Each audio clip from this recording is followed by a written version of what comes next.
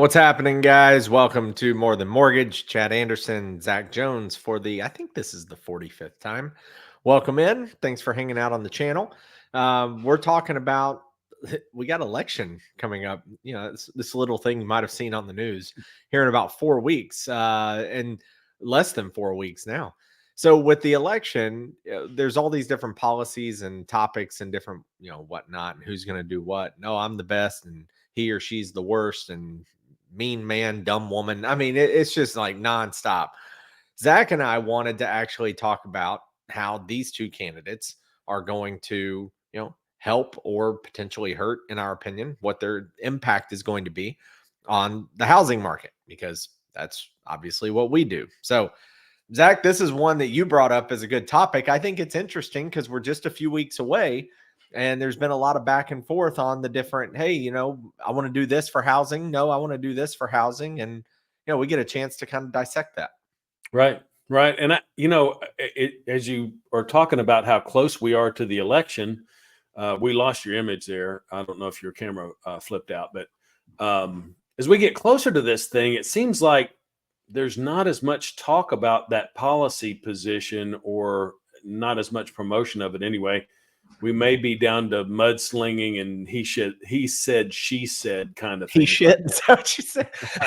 Hey, listen, anything goes these days, right? We're not FCC regulated. You're good. So we'll just keep rolling. So, what I want to do is kind of cover these things as they've been loosely promoted in the media. I don't know how many specifics there are. And my intent here, and I think that your intent too, is not to say one is better than the other. I have a healthy skepticism of both sides and what they're promoting. And I'm going to come off probably maybe a little bit pessimistic or skeptical about the things that are being promoted, because I do have some biases about what the federal government can do as far as home prices are concerned. And when I talk about home affordability, I'm really talking about how affordable homes are to buy.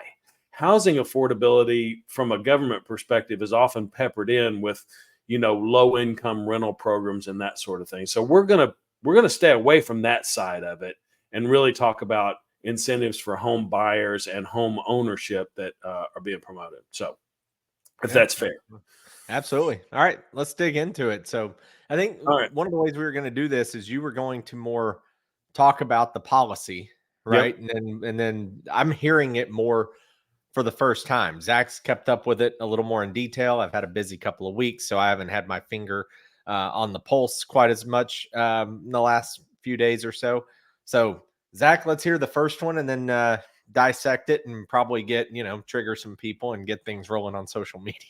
Yeah. So we're gonna take Vice President Harris first and talk about the first thing that she's promoted is a $25,000 down payment assistance program with apparently, and this is kind of vague, some additional incentives for some first-time home buyers. And I'm assuming that might be income related. So this kind of harkens back to the Obama era $8,000 tax credit, which was not a down payment assistance program, but it was an $8,000 tax credit. So basically that year, if you bought a house in 2008 and you didn't pay, let's say you paid $2,100 in taxes, you were going to get an $8,000 tax refund when you filed your taxes that year.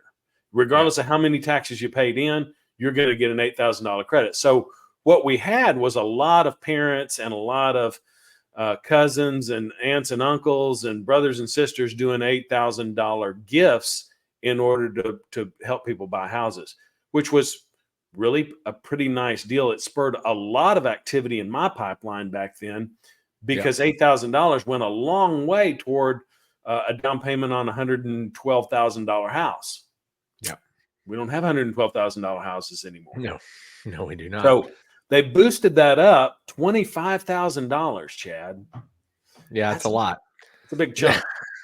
It also starts to come back. Anytime these government programs come up, one of the first questions is always who pays for it. I mean, it's great that you get, you get the 25 grand, but it's also who's paying for it? It's coming from somewhere because that credit that's being applied is affecting some sort of budget or balance sheet in another department or another sector. Right. I would say too on this one, to me, Zach, this is what I keep running into with a lot of customers is that the down payment part a lot of times isn't the issue compared to the monthly payment part. Right. That's what I'm running into more. When I talk to customers, yes, obviously they love down payment programs. They love the fact that they can get into a house with nothing out of pocket, especially if you have a down payment program. Plus, you have sellers who may or may not be willing to share or chip into all of the closing costs. Those can work both ways. But to me, it's more of the payment that's the issue. I just talked to someone. What day was it? It was Monday. And so this is on a Wednesday we're recording. So 2 days ago, I talked to someone. I can get them, and this is just theirs. This isn't an offer for anyone else. This is their profile, etc. Right. I can get them 0% down on a Mhm. conventional loan Right. at 6.125%. The seller was most likely going to pay all their closing costs, all of it. So they were going to come to the table with nothing. Conventional loan, I can finish this 6.125. story. I know where you're going with it. I can finish the story. The payment is, I called you about this one. The payment is with HOA dues around Yeah. $2,100 a month. Right. Right. Remember this Around one. 2,100. This person, and it's an income-based program. You don't have to be a first-time home buyer. It's just income-based. And this person, that would stretch their budget. It's $300 a month more than what they were wanting to pay. Yeah. And I kind of knew the answer, right? I knew the punchline before I told her, hey, here's what the payment is, and kind of knowing what was going to happen. But the issue is, Zach, that's on a $280,000 house in Middle Tennessee. Wow. 280, a Yeah. 2-bedroom, 280. So again, now this lady doesn't have the money for down payment. So that program is a huge help. And so Right. would Vice President Harris's $25,000. That would be a massive help to her. But it still comes back to it's not necessarily the cash. It's the affordability. It's Right. the It's payment. That's that the that problem. that's that It's monthly outgo. So it you've got a client there yeah, that can buy a house with no money out of she pocket qualifies. effectively. She qualifies. And she was good She for it, just but can't she do it. just couldn't sleep at night because she was going to be so financially strapped. Yeah. Yeah. And honestly, if we're being straight here, being real, credit to her because the Yeah. American dream is not to own a home. The American dream is to accumulate more debt than you can afford and live like the Joneses. Right. That Right. that's the American dream. Right. And she actually took a responsible approach. And I told her, I said, hey, I knew this payment was more than you wanted. That's why I wanted to make sure you understood every dollar before you ran out and made the offer on this Right. house. And when she heard it, she backtracked and called the agent. And, I hate doing that because it's like, dang, Chad, you messed up a sale. But this poor lady wasn't going to sleep at night. Right. Like she was going to need Xanax the Yeah. rest of her life. Yeah.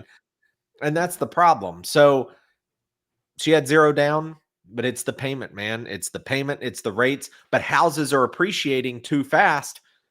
They still are. And so you got that with the combination of the high rates. Also, too, just on the tax credit thing, it is nice, it is good, but what people don't realize a lot of times, you still have to have the money at closing. The Right. refund comes later. The refund is down the road. So it's not, oh, I'm getting in a house. Like you still have to have the money today if Right. that program goes into effect. You And just get the credit later. this may not have been a tax credit. It's not being promoted as a tax credit that there was an additional possibility of a tax credit, but this was a Got it. $25,000 down payment assistance. So we're going to just kind of continue along those veins because that's a great segue, that whole idea about prices and interest rates and how that affects that monthly payment, which is what you're getting married to, right? You're not marrying a $280,000 2-bedroom, 2.5-bath condo. No. You're marrying a $2,100 a month payment in that scenario, and that's what you've got to make work every month. So, if if you suddenly inject a whole slew of new buyers into the market because you're promoting a $25,000 tax or a $25,000 down payment assistance credit of some program grant or something from the federal government, then you accelerate buyers, the buyer pool in the market beyond what the inventory can tolerate.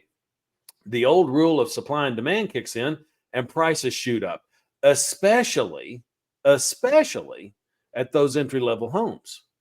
And Yeah. that's where we're suffering is that the prices are going to um, disproportionately increase at that entry level number, whether that's $150,000 to $190,000 in your market or $760,000 to $800,000 in a different market in California somewhere. Right. Those entry level houses are going to accelerate in price at a disproportionate measure because there's this free money that's being injected. And that's a primary difference between now and what the Obama program was, is we had way more inventory than we could ever sell. And that was, this was the housing crash that was going on at the same time. So that program actually saved the United States from some additional housing crash inventory problems because we soaked up a bunch of inventory before it got started. So those are all kind of interesting nuances. Then when you fold into this that Miss Harris Mrs.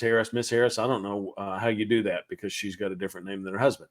But she wants to target building 3 million affordable homes as a part of a federal program. So if you just took let's say you hybridize that and said, we're going to do $25,000 each for these government subsidized 3 million federally promoted homes that we're going to build in communities all across the United States.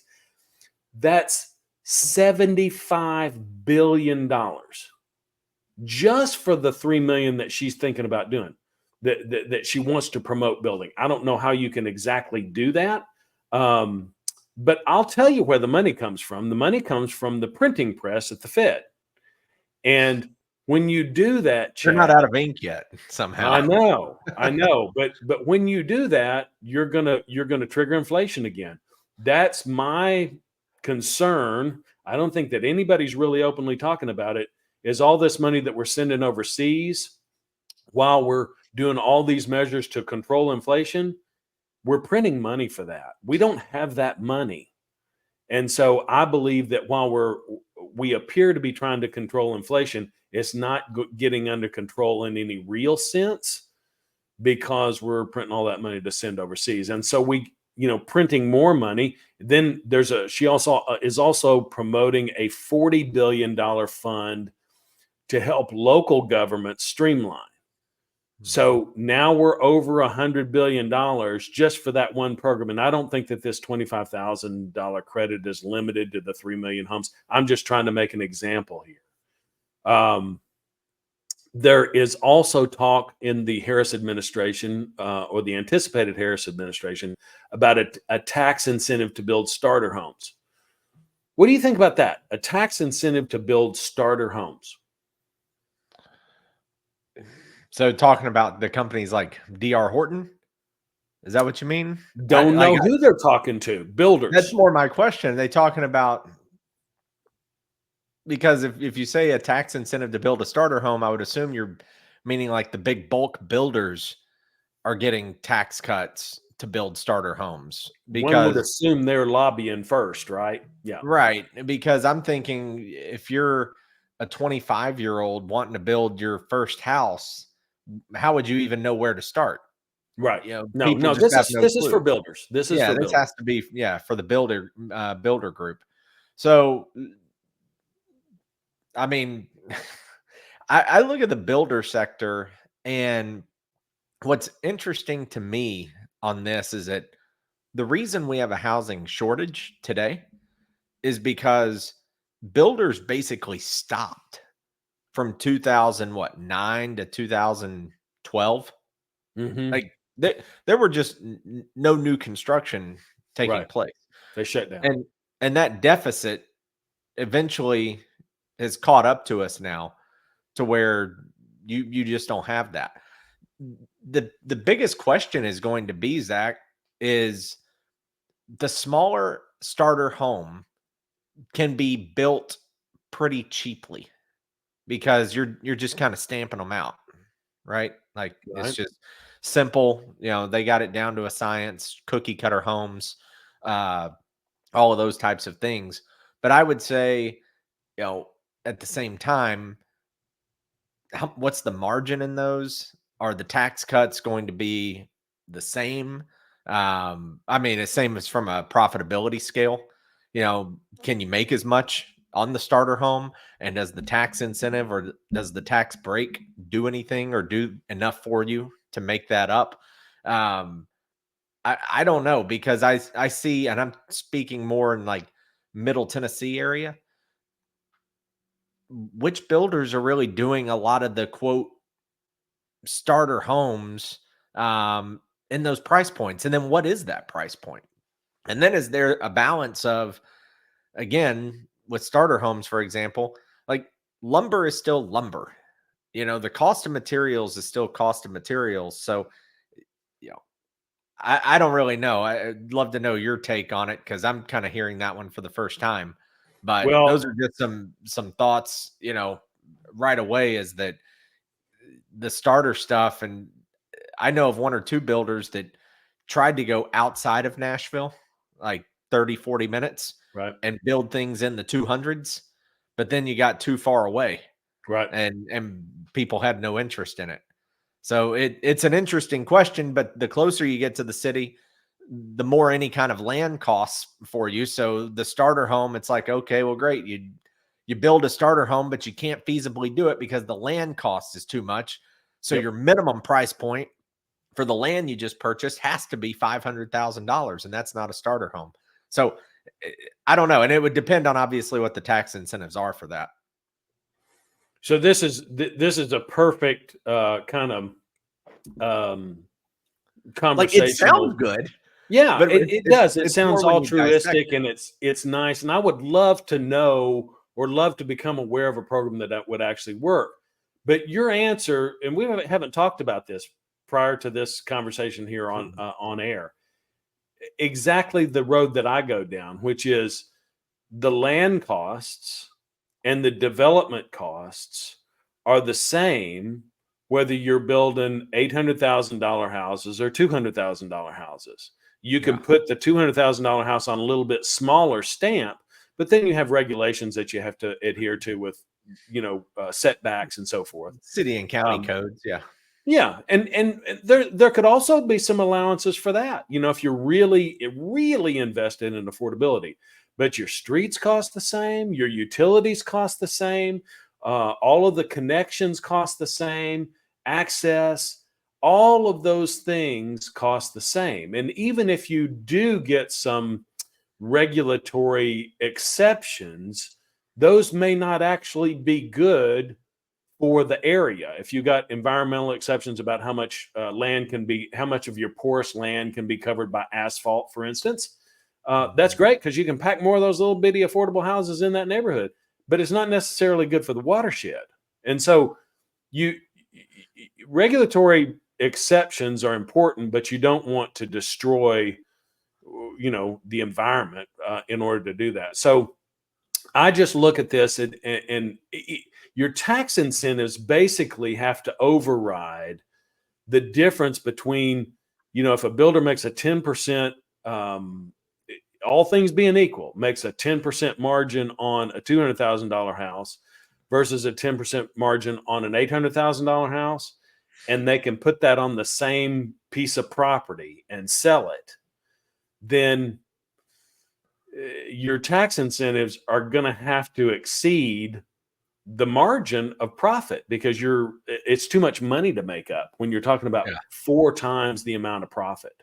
And So that was my first thought. Yeah, when you asked that question is it still comes down to, okay, what am I getting and what am I trading off right, for what I'm getting? And the starter homes, like we were saying, you articulated it well too, and I was kind of mumbling, but I'm trying to answer off the cuff on some of that. But like you said, and that's what I was trying to correlate to is there are certain fixed costs. They just are what they are. Right. And Right. and you said it, build an $800,000 house, then yeah, if your margins are the same percentage, there's just the smaller the house and all that good stuff, it still comes back to all those other fixed costs, like you said, with the land, the city, the connections, the infrastructure, all those things. They still cost a lot in the same amount of money. They don't care which house you're putting in there. So And that's exactly the reason why you've seen it in an area like Nashville. You've seen it all over the United States, where yeah, builders who were building smaller single family homes have all evolved into, now they're all luxury builders. I was looking through a local Williamson County magazine, and I'm like looking at these builders that are building this neighborhood, and probably three-fourths of them I've never heard of before. yeah, And that's because they were subcontractors or whatever, 2 years ago. And now they've decided, hey, listen, I can build one of these big giant houses, once or twice a year and make what I was doing trying to build 15 of these other houses over here on the other side of the county. right. So it's all about profitability. And I'm not sure that you can really provide enough tax incentives for people to do that. Now, let's talk about something that, well, I'm gonna hold off on that one because I'll come back to it. There's also, in the Biden administration, which Ms. Harris has agreed or professed to continue with and continue to promote, was a 5% limit on rental increases on an annual basis. So they were going to basically put rent control at a federal level across the board for everybody who did rentals in the United States. We'll see some, rent controls in big cities, 5% rent increase limit. This is an interesting one, Chad, because I thought about this one a lot. I was like, I don't think that landlords are increasing rent by 5%. In fact, recently we've seen rents decrease nationally and in our local market because there's been a flood of inventory that has come on the market. So I went back and did a little research, and what I figured out was that over the last 20 years, with the last 2 years of that period into 2024, I'm sorry, 2023 was the last, that was the ending period of the 10-year period. The highest rent increases in 23 and 24 that we've ever seen. I'm sorry, 22 and 23, including those highest years. The average rent increase over the annual increase over that period of time of 10 years has been, 20 years, has been 3.4%. So the promotion that we're going to cap rents at 5% because we're looking out for, people who are renting apartments really is meaningless when you consider that 3.4% has been what the market has dictated over a 20-year period of time. Yeah. So is that smoke and mirrors? Or then my mind went to, we've really had a giant bubble in population because of porous borders. And those people have not entered into the rental market because they're being supported by the government. True. Is that going to Oh, push rentals up, and they're trying to put a cap on that because we're anticipating an explosion in rent in the next couple of years as those people get off of the government dole and are more acting as self-supporting private citizens? well, is so this is something else, that I was kind of curious about when you brought this up. Is it one of those things where you put something in place because there's a handful of markets that are hotter on a rental scale? Could And be. so you put it in place, and it's one of those things that it's not really there for the whole country. It's there for a handful of cities or To a control handful the of hot ones. markets. Yeah. Yeah. And then when you do those, you say, "Oh, look, we knocked out the bad guys over here," and then we put that in place, and 88% of the country doesn't even notice or care, but this 12% does. And now this is good and it's great and they love us and we help them out and whatever. The 88% will never care unless their market gets hot, and rents start getting out of control or something like Yep. that. So that was one of the things I thought of there. Is it kind of putting a band-aid on something else? Because you're right. It's like the market doesn't even dictate that. I mean, that it's such an extreme. What was it if you started out with $1,700, it rose to 20, 2,700? 2,700 in 10 years. Yeah, 2,700 in 10 years. I mean, Which is not that we couldn't do that. That's too hot. It's way too yeah, hot at yeah, 5% a year. Yeah. yeah. That just doesn't add up, make sense. Not going to work. No. So again, surface level looks good. Kind of looks like a hero. Yeah. I relate that to the investment properties. Remember when there was a plan put in place that was talking about um, owners of investment properties, big corporate Yep. owners of investment properties. And Zach and I actually, as one of our earlier shows, I think it was in the first like 10 or 15 episodes that we did here, talking about, putting some restraints and some taxes and some different things in place on on rental properties and then or investment properties. And when you come take a deeper look at it, what was it, Zach? 80% of investment properties in America are owned by mom and pop. Was that the Yeah. number? 80% ish? And then there were smaller investors. It was only like 3 or 4% at that point that were owned by Right. the big institutionals. Yeah. But 80% were owned by mom and pops, less than 10 properties owned. Yeah.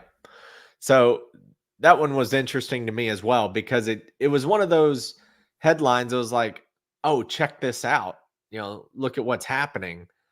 But then when you peel back the onion, it's like, wait a minute. You and I, who are also investors, we couldn't believe that Yeah. 80% were owned by people like us. Right. We thought it was going to be what, 50-50, Or 40-60. something. We We'd thought it heard was going all to the be something big. yeah. Yeah. We'd heard all the horror stories of BlackRock and the evil corporations buying up all the single family homes, so nobody could afford housing in America anymore. And Right. it just simply wasn't true. There's a piece in what I'm going to tell you, a little bit different spin on that from both the candidates. So let's hit Mr. Trump. Trump has not been as definitive in what he's promoted, and not that Ms. Harris has been definitive, but she's put some numbers out there and attached some ideas, and given some $3 million and $25,000 DPAs.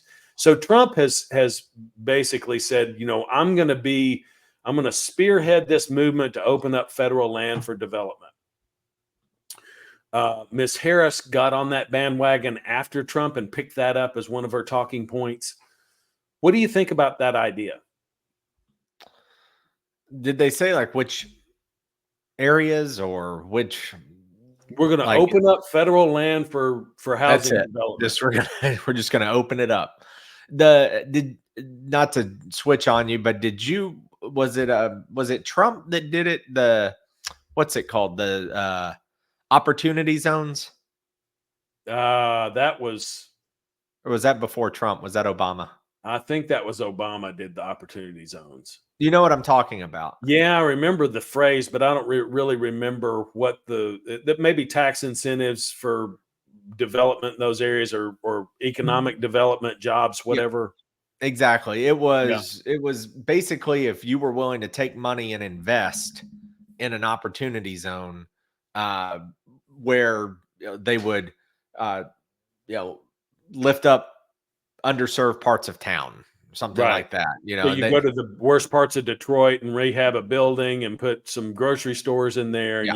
you get a break. You, Yeah. you get a giant tax break, but the tax break though doesn't come for like 5 years or something. I want to say like it wasn't immediate. You had to you had to wait and whatever. And when you pulled your money out or when you did whatever, it was some sort of tax incentive or tax break. It's funny how everything revolves around tax breaks, right? Like, Mhm. like literally every single program in the world is always like tax this, tax incentive here, tax break there. Right. Right. It's where it always comes from. So, from the federal land thing, I mean,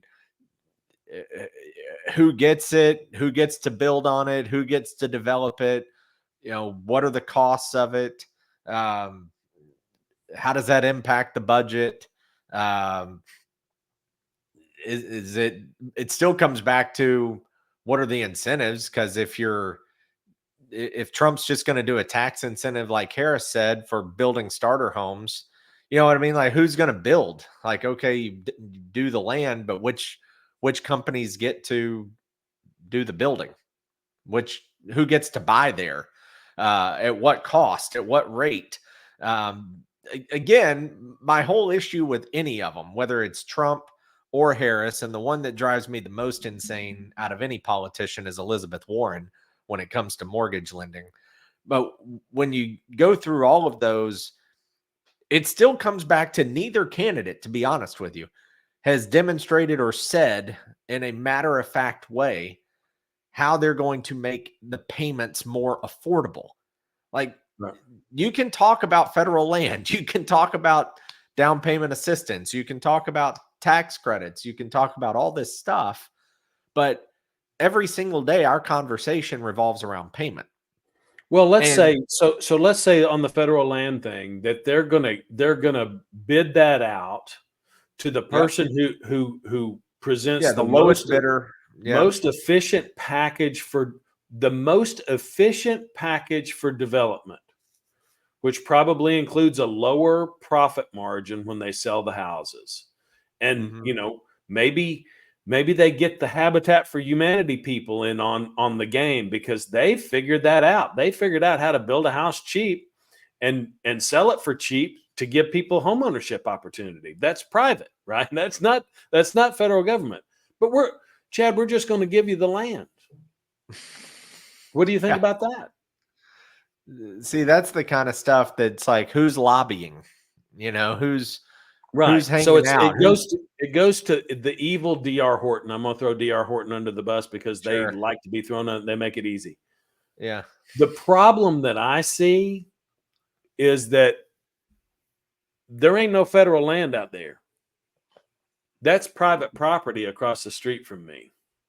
And it's private property over there, and it's private property over there. And the federal land is expansive acreage in the desert full of canyons and rattlesnakes and cactus in So Bureau of Land Management in Montana, Idaho, Utah, California. Federal lands are not that prolific, and usually they are way far away from any developed area. So, what good does it do if you put a $179,000 single family home in the middle of the desert where people can't get to work? I mean, you could build a community of remote workers out there, but nobody wants to live out there with the scorpions. that's where your deeper thought. I mean, I just kind of assumed there was some that he was talking about that was maybe more local, because I'm with you. Like you It's kind not of there. assume, no, you kind of have assumed that the stupid answers are a given, right? But Right. like when you asked the question, part of my brain said we're building homes in Yellowstone. But then I kind of, You're right. internally Yeah. just laughed at myself, like, No, yeah, you're we're right. not You're on the doing right that. track So, on that one. but because my immediate defense mechanism is always who gets the money, Mhm. where's the money Yeah, come from, and who gets the yeah, money. That's like yeah. my immediate defense mechanism. Right. And so as soon as you start going down that path, yeah, other than me internally up here telling myself the joke of, we're building homes in Yellowstone, that was legitimately your answer, Yeah. and it's a fair one because you're right.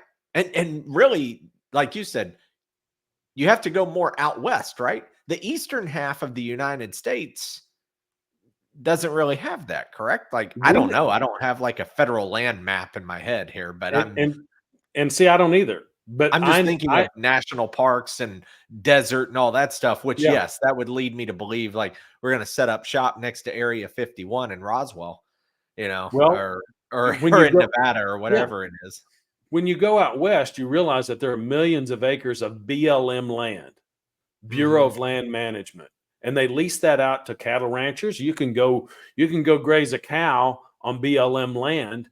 But I mean, this is a great example of the undesirability of those federal lands. You might be able to I don't even know what this number is, so I'm talking about livestock. You might be able to graze, one cow per acre on a pasture in Tennessee, but you might have to have 15 acres on BLM land for that one cow to be able to make a living because Mhm. there's no vegetation. So again, now if you want to extend that and go back into the county and into the cities and the local areas, then there may be land that is owned by the county and the city that is ripe for development. We could use it for that purpose now, but then you're eliminating the opportunity for those local governments who have purchased local land for parking garages and train stations and bus depots and those kinds of things. Now they don't have any resources left at all to do their own infrastructure development as people are moving to the area. So it's this land thing and the proximity to jobs and to population centers. It's a real tough one because it's just way expensive right But now. but that's you said it. It's federal land. They're going to give federal land. That's what So they say. That's what threw okay, me, that threw me off into skeptic land on that one immediately. So so the city and the county owned land, like you mentioned, they're sitting here going, okay, well, how do the feds get that land? I mean, they're going to have to buy it from them right, if that's the case. right, right, That's the beauty of America. The feds can't just come into the state of Tennessee and say, "Give me that land." State of right. Tennessee owns that land, or the private owner owns that land. Or the city So, or the county or whoever it is. Yeah. but So but then that's but more then money. turn around and now the city or the municipality, they've got to turn around and sell it to the feds. Or if they don't, then the feds are going to give them some huge break for giving the land to the feds. Right. Hey, give this to us. We're going to do this for the builder. Builder will build you houses. The municipality will grow or benefit because of this, this, and this. I mean, there's a lot of ways and twists and turns in there, but yeah, it's not a dictatorship, and so you can't just walk in and stake claim to it. That's really interesting. But again, there's just got to be more details. And you see that a lot with elections, though. You see a lot of surface level topics. Um, Right. and a lot of times, the general public, they don't get to see what actually the drilled down policy is. Or if they do, sometimes they don't understand it, or sometimes it's spun a certain way. So a lot of the stuff, especially during the election cycle, surface level, is more for the headline grab, Right. Right. And to try to sway the voter. especially the Um, independents. so keeping this moving, Trump in his first term did create the White House Council on affordable housing, and that was really an initiative that was designed to take a look at streamlining um, specific regulations that exist at a federal level, and then he also was going after within the context of that council the regulations that govern manufactured and modular housing in order to try to make that set of regulations easier and quicker to approve and maybe create more business opportunity there. And I'm kind of a big fan of modular housing, not necessarily manufactured housing. I like the modular, which is that's more the Lego kit where you've got these modules that you can bolt together, and they have 40 or 50 or 60% more lumber in them. They're built in climate controlled environment.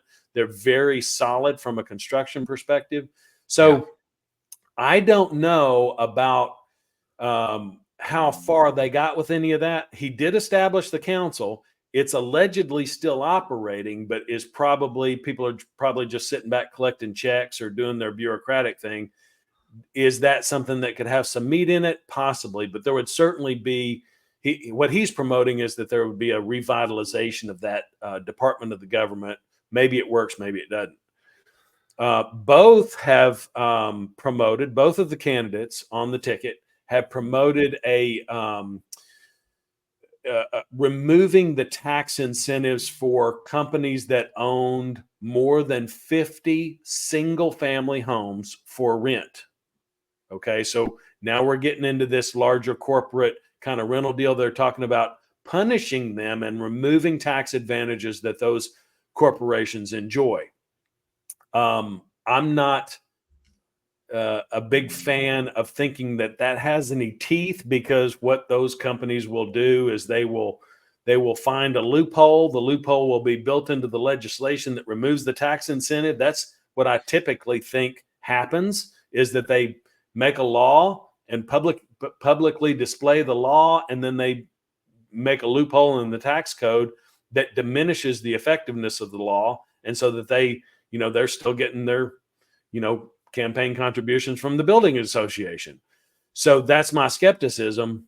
But I also think that if there was some teeth to that legislation, then what those companies would go in and do is they would carve off 49 houses and put them in ABC Corporation, 49 houses in DEF Corporation, 49 houses in XYZ Corporation, and that way they would avoid additional taxes and maintain their profitability. One other one, I'm with you on the modular homes. Yeah, I'm a fan of that. Another one though that has really grown in popularity, Tennessee, Texas for sure, the barn dominiums. Yes. Yeah. Like that is one that has really, really gained a lot of ground. And I think, if you ask me, I've seen some barn dominiums and checked out a few online and whatnot. And there are some that they look like $2 million farmhouses, Incredible. right? Yeah. And if you go on there, you're finding that once you get the land, that you can actually build these things for 35 cents on the dollar compared to From the what 2 a million. traditional Right. stick-built home would Right. cost. Yes. Yeah. Correct. So Yeah. that's what I mean, is that you could put two homes side by side. You'd be like, I'll take either one of them. They both look amazing. But the difference is one would be 2 million and one would be 700,000. I mean, that maybe that's an exaggeration, but it's also not. I've seen some No, stuff no, that's it's unbelievable. there. Yeah, the It is kits are there. priced. Yeah. Yeah, it's crazy. And one thing, you talk about affordability. It's like, okay, again, different ways to construct. So the modular homes is one. The barn dominium process is another one. And remember the tiny home craze? Yep. That's kind of died off a little bit. And I feel like barn dominiums have replaced tiny homes to some degree. Uh, Tiny homes, you would see here and there like a few pocket little like small communities of them. Right. And they're only $50,000. Anybody, and I didn't see that, but you can live as a yeah. minimalist. I Yeah. mean, like, Yeah. tiny homes are one of those things. They could be 50,000, they could be 150,000. It's Mhm. whatever you want them to be, kind of thing. But on the barn dominium and even the tiny home, this is another thing where the candidates could actually help get involved on some of these, is making the lending easier for some of these. Right. The modular homes have extra steps and layers. I'm not saying you can't do it. It's not that hard to do, but there are extra things you have to get with it. The barn dominiums, again, not everybody's lending on those. Also, with the barn dominium, sometimes you run into the problem of getting the land first and having to get that piece secured Right. Right. and then go get the barn dominium. Right. And that's two separate processes unless you find a landowner who's willing to let you go under contract and wait for you to get all this other stuff worked out. And then you got to do a construction loan, which is a completely different type of loan. to make it all come Right. together. So there are some of those pieces too, just in general from the lending side that, can cause some hiccups or some deterrence, whether it's from the customer or from the industry in general, who just kind of says, you know what, that one's kind of hard and we don't want to take the risk on that. So we're just going to back away from that sector. Right. So Let somebody else have it. let somebody else deal with it. And see, I haven't seen this, Chad. I can't be the first guy who's thought of it, but when I became aware of the barn dominium cost, Mhm. I was like, okay, well, why isn't somebody going 35 or 40 miles out of town and buying 60 acres and putting 20 houses out there, barn dominiums on 2-acre lots, preserving Right. some green space, Yeah. and selling those for 60 cents on the dollar? They Mhm. double their investment and still have a house that's 30% less than a stick-built home in a like-minded community with some insulation where people can kind of do what they want to do, put some chickens in the back, whatever. When we're talking about barn dominiums, you probably, if you're not familiar with the concept, look them up, because these are houses that are built with a steel frame and they have steel siding on them, steel roofs, Yeah. galvanized metal, incredibly durable, incredible longevity. But all the finishes on the inside, if they're fully finished out, it's all hardwoods and drywall. They look like any traditional home, and some of them have a lot of interior kind of barn space for collective activities, whatever, storing your stuff. There's a Yeah. lot of different varieties of barn dominiums. So these are all ideas. The modulars and the barn doors being houses that or affordable alternatives that I think that the government would do a great service to different communities by promoting those where they're already, there's already an established market, like Tennessee and Texas. You can come in and do affordable housing with barn dominiums in Tennessee and Texas and not have a problem with financing it, because Correct. the comps are there. So both of the candidates, going back to our topic, have talked about, given lip service to the removal of regulation. So that's one of the things that I am unfamiliar with as to how much federal regulation goes into the building and land development process versus county and city. I'm familiar with the county and city stuff because I built a house and I know what that looks like. And depending on the county and city, it can be a nightmare. The federal stuff, I've read about problems, especially in California, where the environmental stuff, there's so many overlays and so many agencies that are going into that environmental development that I remember reading an article, it's a well-vetted article and from a relatively large media outlet that talked about a particular neighborhood. I believe it was in San Diego, that the builder found it not to be an unusual process to purchase the land and then be in 10 years of permitting before they could actually scrape lots and start installing the first road. 10 years of permitting. So go out there and spend $10 million and start servicing the debt on a piece of property that you can't make a profit on, even start building on for 10 years. And you wonder why the housing is expensive, because you're paying for 10 years of debt servicing where they couldn't do anything, plus all of the cost and the legal cost and the representation and the audits and the reviews and the studies that it takes to do that. There was I recently heard someone commenting about a rail project in California. They were, oh gosh, $7 billion had been spent on this rail project. Okay. Is that the light rail? $7 billion on this rail project. And they had 1,600 feet of concrete installed. That's insane. Not a single rail on it. That's 1,600 feet. insane. So that's It's permitting, insane. and that's And that the environmental studies and overlays and getting approval from this agency and then going and getting approval from the other three agencies, and then this approval expires, so you got to re-up for the unbelievable. It makes in- people not want to do projects or work either on right. any of that stuff because 10 years, right? That's what you said. Yeah. So you don't even know what economy is going to be there in 10 years. You don't know what Well, economy is going to be there in a year, 2 years. think about it, Chad. They put this together. We went through this in Nashville about a rail project. Yeah. You're doing this in 2010, and you say this is the projected needs for our city, and we've got this budget, and we're going to build it, and it's going to be completed in 2017. We're going to give us 7 years to do it, and you haven't even started Yeah. 3 years after the completion date. Yeah. Now you've got a completely different city because now you're building it for 10 more years in the future. You missed your targets. It's The unbelievable. And so that regulation thing is probably, universally in the United States, the biggest expense anywhere for anything.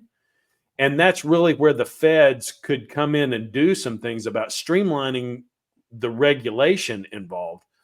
And I am absolutely in favor of making sure that our natural resources are protected and that we don't get into a situation. You and I have owned properties, both, Chad, in an area where development is unregulated. It's all the good old boy network. There's bad flooding problems because they just built over everything that's supposed to be absorbing water. There's a lot of problems where municipalities aren't taking care of things. So I'm not talking about throwing all the regulation out into the street, but I'm talking about these bureaucracies that exist for the sake of bureaucracies and are just an impeding factor for responsible growth and development.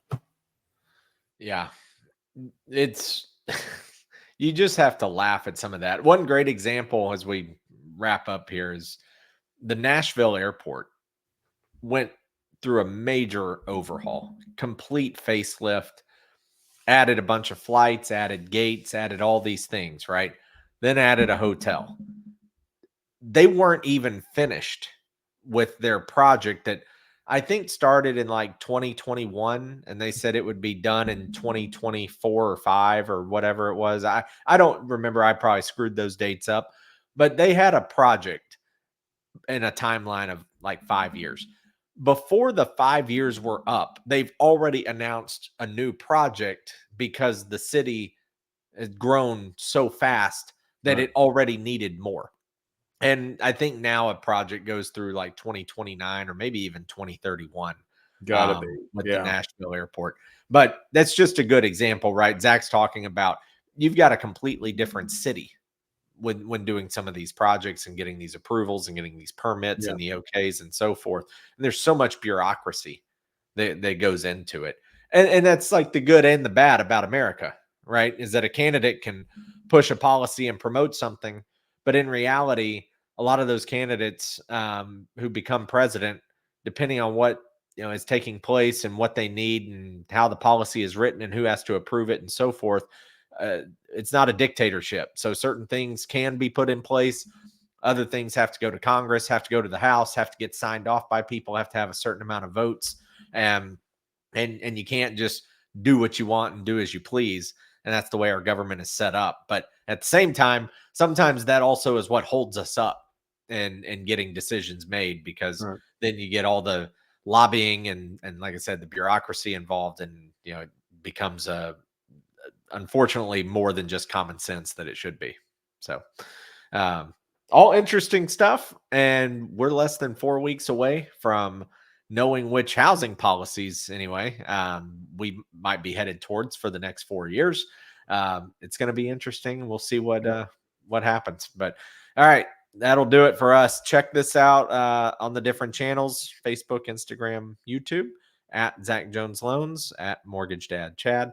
Like, subscribe, download, hit the bell, drop us a comment, DM, whatever you got.